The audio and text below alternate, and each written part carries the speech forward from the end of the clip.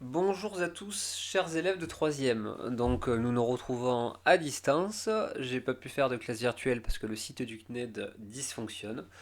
Du coup, je vous fais une vidéo explicative de ce qu'il fallait faire pour mardi. Voilà, donc nous allons démarrer par le calcul mental numéro 2 sur les équations. D'accord, donc on va à la fin du cahier d'exercice, on écrit calcul mental numéro 2, on prend son stylo rouge ou vert pour corriger, et c'est parti. Alors, première question, vous demandez de résoudre l'équation 4x égale à moins 3. Donc on vous demandait de trouver la valeur de x. Donc on sait que 4x, on peut l'écrire comme 4 fois x. Donc je veux me débarrasser du nombre devant le x, je veux juste avoir le x. Mais pour me débarrasser de ce fois 4, je vais devoir procéder par l'opération qui est réciproque, c'est-à-dire diviser par 4. Ce 4 divisé par 4, ça nous fait 1, et 1 fois x, ça fait x. Donc si je divise par 4 ici, je divise par 4 là-bas. Donc 4x égale à moins 3, ça devient x égale moins 3 divisé par 4. Alors deux choses, hein. Soit on laisse la réponse comme ça, moins 3 quarts, soit on utilise sa calculatrice, j'allume, hop, on tape moins 3 sur 4, et ça nous donne comme réponse moins 0,75. Donc les deux réponses se valent. Moins 0,75, c'est un nombre décimal qui est fini, donc je peux laisser moins 0,75. Voilà pour la première question. On passe à la deuxième. On vous demandait de résoudre moins 2x égale à moins 7. Moins 2x égale moins 7. Comme tout à l'heure, entre le moins 2 et le x, on a le symbole multiplié qu'on n'écrit pas, parce que sinon ça alourdit l'écriture. Donc on va essayer de se débarrasser du moins 2. Le moins 2 fois, je le fais passer de l'autre côté. Donc le contraire de faire fois moins 2, c'est diviser par moins 2. Donc on va diviser par moins 2 des deux côtés. Donc moins 7 divisé par moins 2.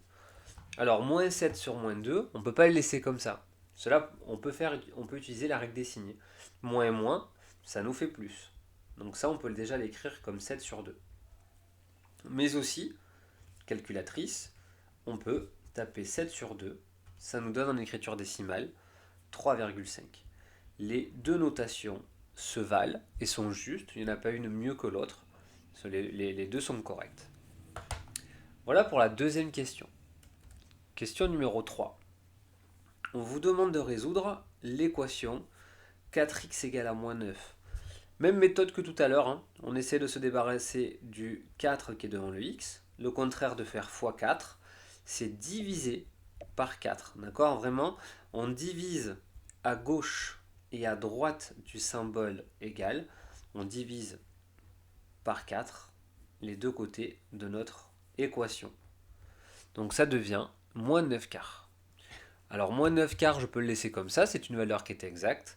Ou alors, je peux taper à la calculatrice moins 9 divisé par 4. Et cela nous donne moins 2,25. Donc les deux réponses sont justes, hein, moins 9 quarts et moins 2,25. Il n'y en a pas une à préférer par rapport à l'autre. Les deux se valent. Là, l'écriture décimale, elle est finie. C'est pour ça que les deux se valent. Hein. D'accord? Question 4.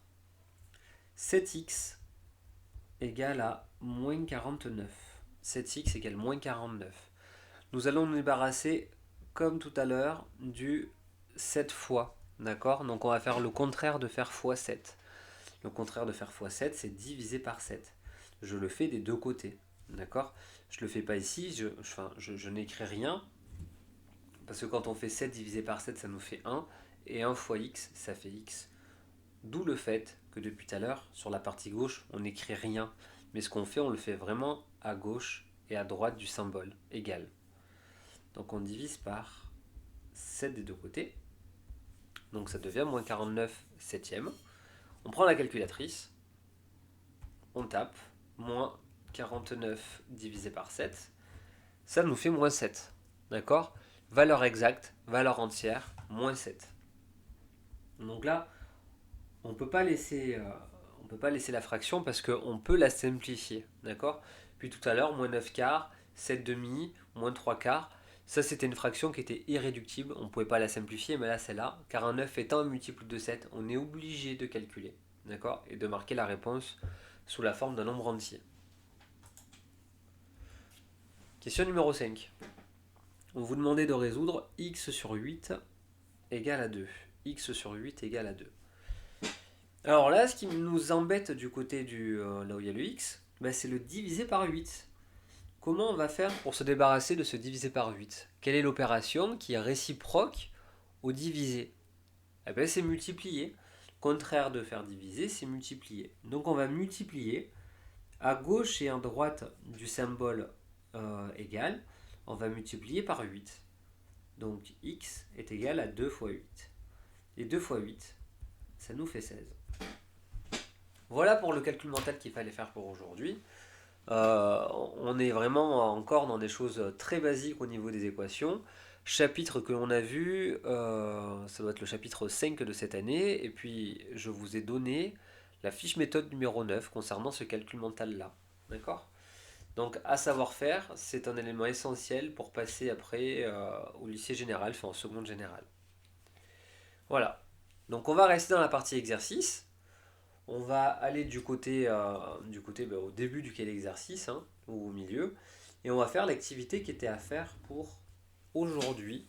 Je parle de l'activité numéro 1, page 205. Activité 1, page 205. Hop là. Donc on va étudier des rapports. On démarre un nouveau chapitre. Pour l'instant, le titre du chapitre, je ne le dis pas. D'accord? Il est vraiment... on le laisse un peu de côté. Hein, je laisse un peu de mystère. Donc étudier des rapports. ABC et A'B', non, ABC et A'BC' sont deux triangles rectangles en A et A' qui ont un angle aigu en commun. Là, je fais que lire l'énoncé, vous l'avez normalement sous les yeux, vous avez le livre de maths. Hein. Paul affirme: je reconnais une configuration de Thalès. Justifiez cette affirmation. Alors, pour que ce soit plus lisible et plus compréhensible, je vais refaire un schéma de la figure qui vous est proposée dans votre livre de maths. Donc, tac, on ne connaît pas la valeur de l'angle B, mais ça peu importe. Hein. Ici, on a l'angle B.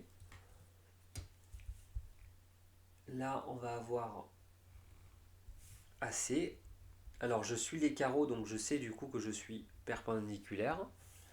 Et là, je vais avoir A'C'. Donc, j'ai suivi le quadrillage. Hein, du coup, je sais que là, on a nos angles droits. Donc, Paul affirme qu'il reconnaît voir une configuration de Thalès. Donc, je prends mes surligneurs. Configuration de Thalès. Ici, on peut voir que c'est deux triangles emboîtés. Donc, je vais vous surligner les deux triangles. Le premier triangle qui nous intéresse, c'est ABC. On le voit ici, il est en vert. D'accord? J'ai bien le surligner encore plus. Donc bien, si vous voyez mal à l'écran, je vais mettre cette feuille-là dans Pronote, comme ça vous l'aurez. D'accord? Deuxième triangle que l'on voit, c'est le grand, c'est A'B', non, A'B', C'. Je le fais en jaune, je ne sais pas si on le voit à l'écran. Ouais, on le voit à l'écran, ça va. On a nos deux triangles. Nos deux triangles sont emboîtés. On voit qu'ici, nos deux droites ici, elles sont parallèles. Pourquoi elles sont parallèles? Parce qu'elles sont toutes les deux perpendiculaires à la même droite qui est BA ou BA'. On voit que les points B, A et A' sont alignés et que les points B, C et C' sont alignés. Ces trois choses, ces trois données, nous disent que on peut appliquer Thalès. Donc on a bien une configuration de Thalès. D'accord? Voilà ce qu'il faut écrire. Donc on va écrire que que AC est parallèle à A'C', car les droites AC et A'C' sont perpendiculaires à la même droite, perpendiculaires à la même droite. On peut citer la droite. Hein. Ici, la droite, ça va être BA'. De plus, les points B, A et A' et B, C et C' sont alignés. B, A, A' et B, C, C' sont alignés. On peut donc appliquer le théorème de Thalès. Appliquer le théorème de Thalès. Donc voilà, j'écris, je dicte. Vous pouvez réécrire à la maison, vous y voyez bien, d'accord? Si jamais je vais trop vite quand j'écris, vous appuyez sur pause et vous recopiez tranquillement. Le théorème de Thalès. Voilà pour cette première question. On ne demandait pas d'écrire les rapports, d'accord? Juste de dire, est-ce qu'on reconnaît Thalès? Est-ce qu'on peut appliquer Thalès? Ben oui, on peut appliquer à Thalès, on a les droites parallèles, on a les points qui sont alignés. Question B. Question B, quelles égalités de rapport peut-on alors écrire? Ah, donc là, on veut écrire les rapports, d'accord? Donc, je commence à écrire, on a ainsi l'égalité des rapports suivantes, d'accord? L'égalité des rapports suivants. Alors, on regarde par ici, essayez de le faire avec moi, d'accord? Donc, on va faire le triangle vert sur le triangle rouge, d'accord? Le vert, enfin, pourquoi le rouge? Et un jaune. Le vert sur le jaune, d'accord? Le vert ici sur le jaune. Donc, dans le triangle vert, je vais prendre le segment BC. Alors, le segment BC, il coïncide avec quel autre segment dans le triangle ici qui est en jaune? Ben, on voit que BC, si je l'agrandis, BC, il va devenir BC'. Ou même on peut dire que BC, il est sur BC'. Donc BC correspond à BC'. Ça correspond avec une homothétie de centre B, d'accord? Et de rapport, on le calcule ici le rapport, d'accord? Le jaune là, c'est l'agrandissement du vert par rapport au point B, d'accord? De l'homothétie de centre B. On va faire pareil avec une autre longueur du triangle vert, BA. Alors BA, si on l'agrandit, d'accord? À quel autre côté du triangle jaune ça correspond? Mais BA correspond à BA'. D'accord? De toute façon, ils sont superposés. BA, si je l'agrandis, ça devient BA'. Donc pour l'instant, on n'a que BC sur BC', c'est égal à BA sur BA'. Et le dernier, celui-là, en vert, CA, il coïncide auquel? Dans le triangle jaune, mais il coïncide à C', A'. Donc on a CA sur C', A'. Je vous surligne bien les couleurs, enfin les segments pour vous montrer que en haut, dans mon numérateur, j'ai mis que des côtés du triangle ici qui est en vert, et qu'en dessous, j'ai mis que des côtés du triangle qui est en jaune. D'accord? Je ne me suis pas amusé à mettre le AA' ou le CC'. Ça n'existe pas. C'est vraiment ces deux triangles qui sont emboîtés Thalès. C'est que ça. Deux triangles semblables. On voit, hein, ils ont un angle en commun, ils ont cet angle-là en commun, donc celui-là et celui-là, ce sont les mêmes. D'accord? Triangle semblable. Ça veut dire que les deux triangles ont les trois angles égaux. Voilà pour la question B. Alors, question C. Je descends la feuille, je descends. Question C. Recopier et compléter. On sait que, donc, recopier et compléter, on sait que BC sur BC' est égal à AC sur A'C'. Donc, BC fois quelque chose, c'est égal à AC fois quelque chose. Donc on vous demande de faire AC fois quelque chose, c'est égal à AC fois quelque chose. Et bien ça, c'est issu de l'égalité des produits en croix. Regardez, je le dessine en vert. Ici, l'égalité des produits en croix, que dit-elle? Elle dit qu'à chaque fois, les diagonales de mes deux fractions ici, quand on multiplie les valeurs, elles sont égales. D'accord? Donc on a bien que BC fois A'C', c'est égal à AC fois BC'. D'accord? Donc BC fois A'C', c'est égal à AC fois BC'. Tout ça, c'est d'après l'égalité des produits en croix. Alors nous, on ne l'utilise pas de cette façon quand on fait TLS. Généralement, on fait directement le produit en croix. S'il nous manque celui-là, cette valeur-là, on va faire ça fois ça divisé par ça. Mais en soi, l'égalité des produits en croix, c'est le produit des diagonales sont égaux. D'accord? Ça fois ça, c'est égal à ça fois ça. Je vous invite à regarder le chapitre 3 que nous avons vu cette année sur la proportionnalité. Et à l'intérieur, vous y retrouverez le produit en croix. Donc d'après l'égalité des produits en croix. Donc cette feuille-là que je suis en train d'écrire, je la mettrai dans Pronote, ne vous inquiétez pas. Alors par conséquent, AC sur BC, alors attendez, je tourne la feuille, hop là. Par conséquent,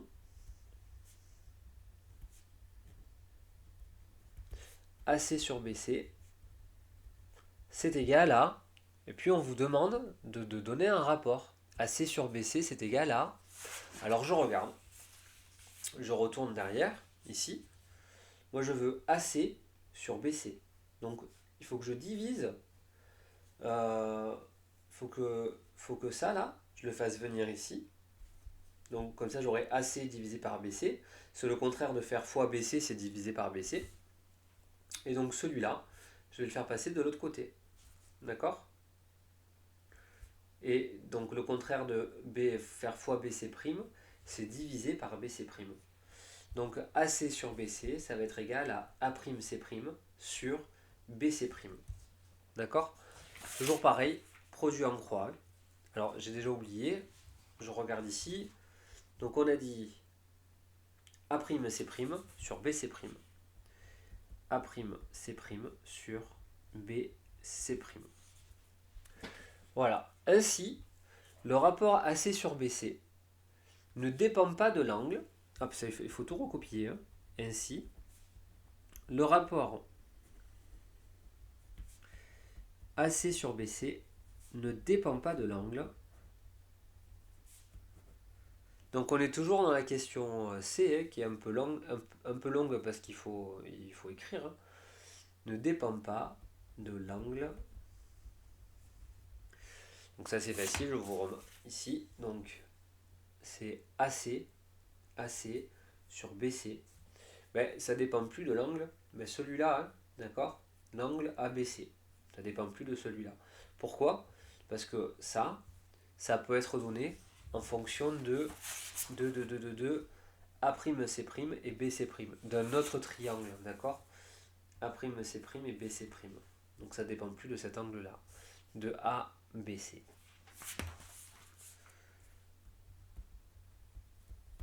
Et voilà.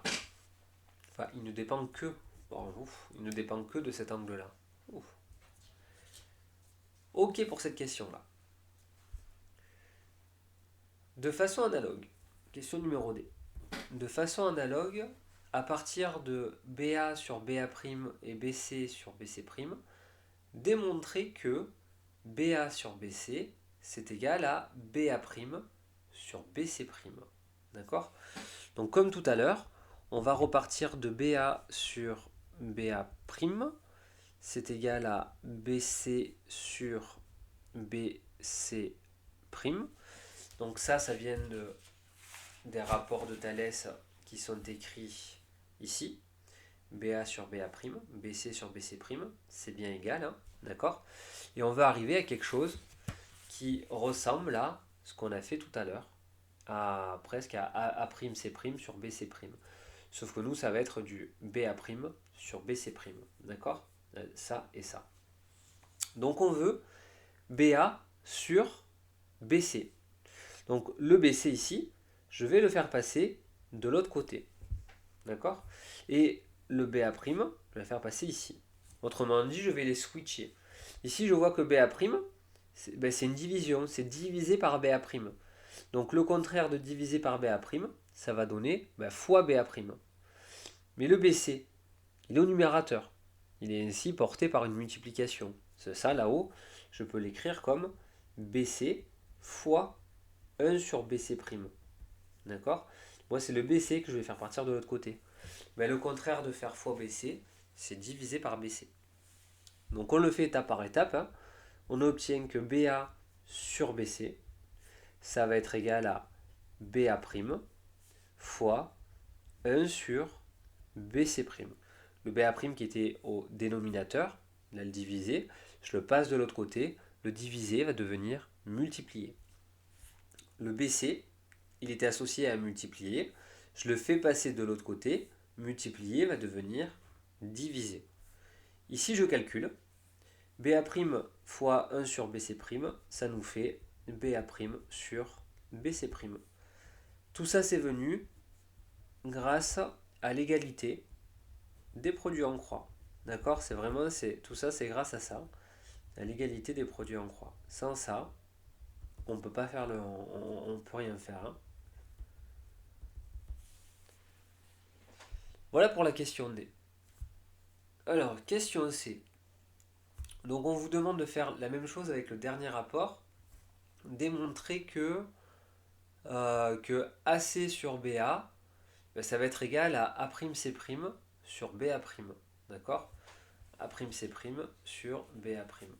Alors c'est la même chose, hein, c'est toujours que du produit en croix. Hein. On va partir de l'égalité des rapports de Thalès qui sont ici. D'accord?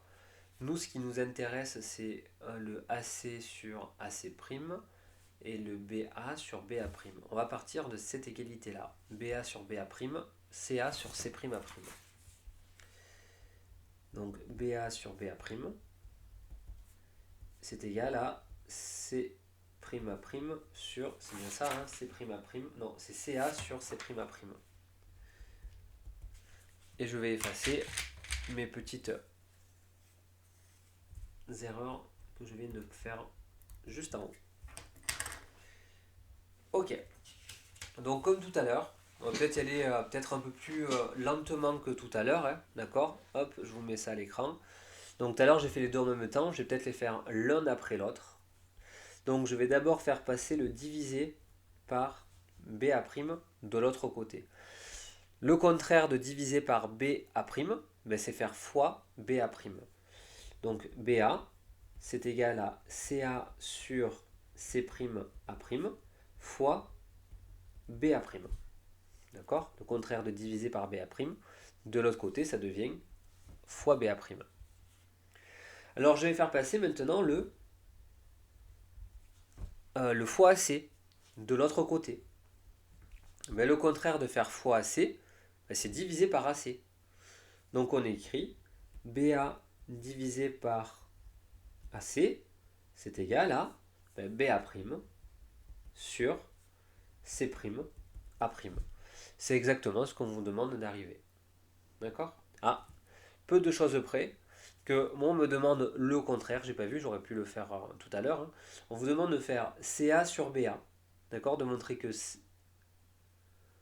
on vous demande de montrer que voilà, que AC sur AB, c'est égal à A'C' sur A'B. On a la même chose, c'est juste le contraire. Hein. Si j'ai dans ce sens-là, j'aurai forcément, en inversant tout, que AC sur AB, c'est égal à A'C' sur A'B. D'accord? Je peux inverser, hein. Si j'inverse à côté, si j'inverse à gauche, j'inverse à droite, ça ne change rien. Voilà pour ces questions. Donc en espérant que tout se soit bien passé, hein, d'accord, on est resté que sur du produit en croix du début à la fin. Mais à quoi ça sert? À part vous avoir fait vous exercer sur des produits en croix, à quoi cela peut-il bien nous servir? Mais en fait, on voit que cet angle-là, ça ne dépend pas uniquement des valeurs des trois côtés. D'accord? Ça dépend aussi du coup des valeurs du triangle ici qui est en jaune. Et on va pouvoir calculer cet angle-là grâce au rapport que l'on vient de calculer. D'accord? On voit, hein, il y a proportionnalité il y a même égalité entre les rapports. On va se servir de ça. Donc ici, on voit qu'on a l'angle. On peut définir 3 types de côtés par rapport à cet angle-là. Donc, on a déjà le côté qui est... Donc, on sait que c'est un triangle rectangle. Dans un triangle rectangle, on peut toujours identifier le plus grand des côtés. Et le plus grand des côtés, son nom, c'est l'hypoténuse. Et il se situe forcément en face de l'angle droit. Donc, dans le triangle vert, l'hypoténuse, ça va être le segment BC. On peut identifier 2 autres côtés dans un triangle rectangle. Donc, je me mets avec l'angle B. Donc j'identifie que l'angle B. Ça ne marche que si je suis avec cet angle-là, ce que je vais dire maintenant tout de suite. Le côté qui est en face de l'angle, donc en face de l'angle B, eh bien, ce côté-là, on va l'appeler le côté qui est opposé. D'accord? C'est le côté opposé à l'angle B, à l'angle ABC.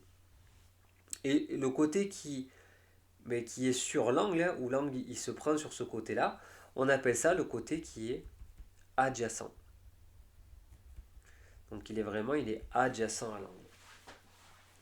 Alors regardez ce qu'on a vu tout à l'heure. On a vu que BC sur BC', BC sur BC', ça sur ça, d'accord? BC sur BC'.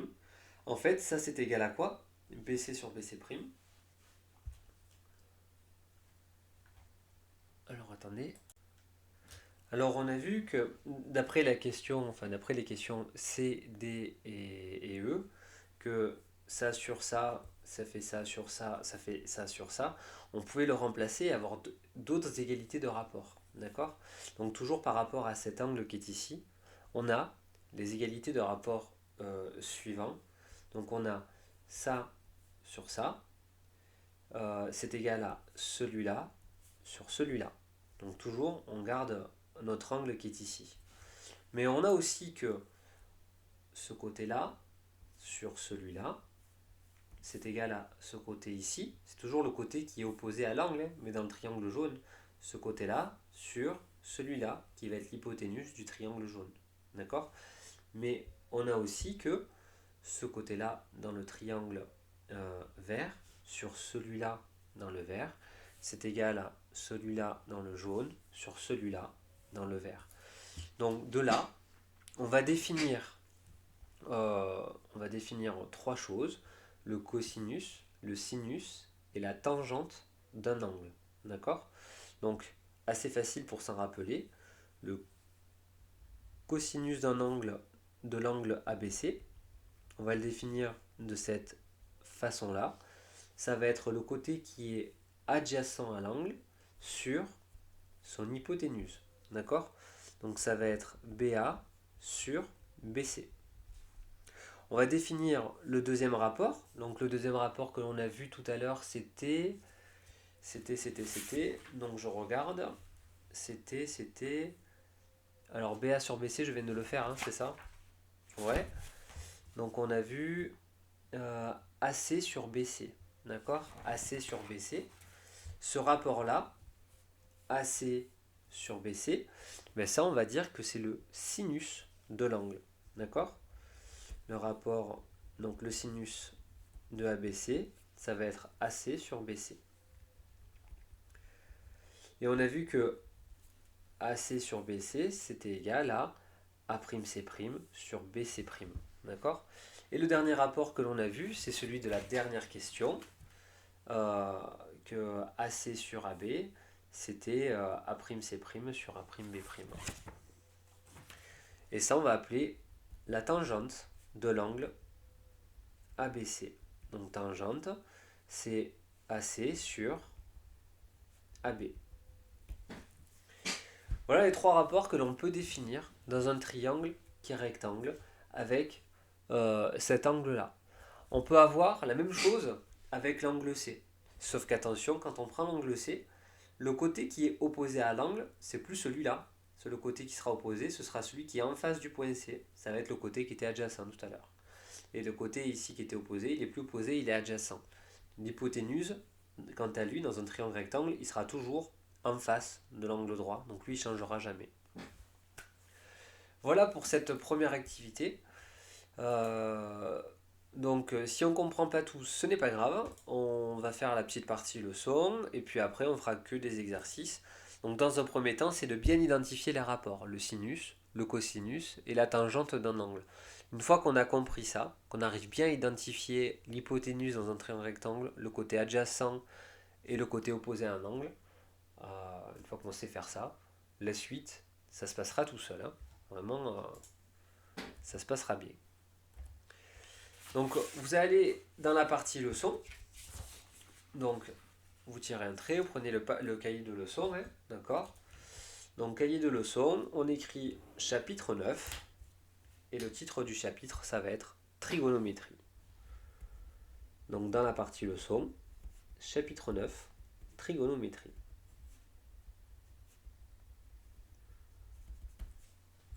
Ok. Donc je souligne, je fais les choses proprement, hein. Et vous allez recopier la partie 1 du cours, hein, la partie 1 qui se situe à la page 206 de votre livre de mathématiques. D'accord. Donc là, on vous définit ce que c'est que le cosinus, le sinus et la tangente d'un angle. D'accord. Donc je peux le faire ici assez rapidement. On va partir toujours d'un triangle qui est rectangle. On va le faire, tiens, rectangle en A. Le triangle va s'appeler ABC. Je vais m'intéresser moi à l'angle ici, l'angle B, que je fais en vert. Et on va essayer d'identifier déjà dans ce triangle-là le côté opposé à l'angle B, le côté qui est adjacent à l'angle B, et l'hypoténuse de ce triangle. Donc le plus facile déjà, l'hypoténuse, on sait que c'est le côté qui est en face de l'angle droit. Donc l'hypoténuse de ce triangle-là, ça va être BC. Donc je mets bien que ça c'est l'hypoténuse. Deuxième côté qui est facile à identifier, ça va être le côté qui va être en face de l'angle. Le côté qui est en face de l'angle, c'est le côté qui est opposé. Donc celui qui est en face de l'angle B, d'accord, qui est en face de l'angle B, ben, ça va être CA.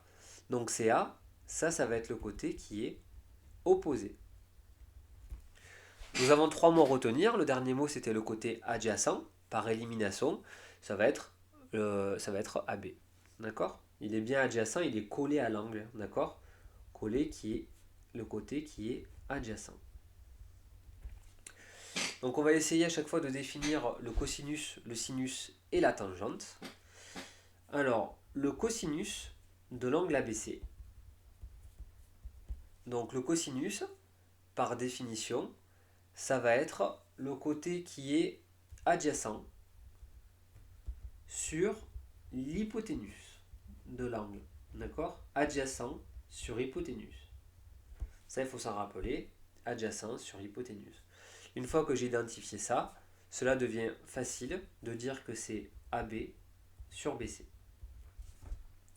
Le sinus de l'angle ABC, lui, ça va être le côté qui est opposé à l'angle sur l'hypoténuse. L'hypoténuse.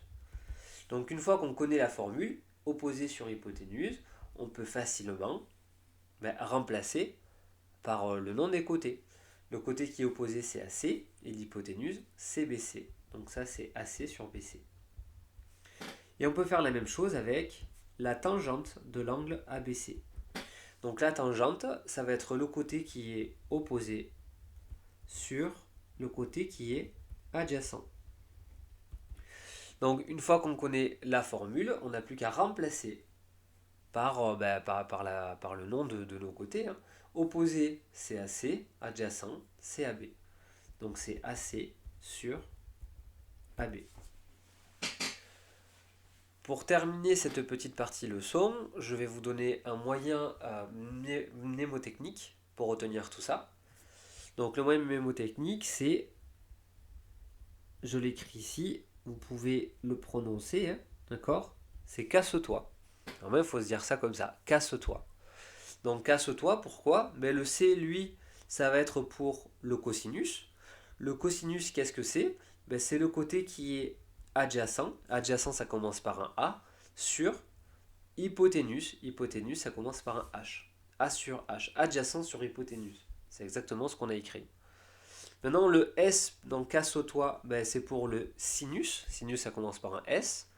Ça va être le O et le H, ben, le O pour opposé et le H pour hypoténuse. Donc O sur H, opposé sur hypoténuse. Et maintenant, on casse au toit le T pour tangente, d'accord? Ça va être le côté qui va être opposé sur le côté qui va être adjacent.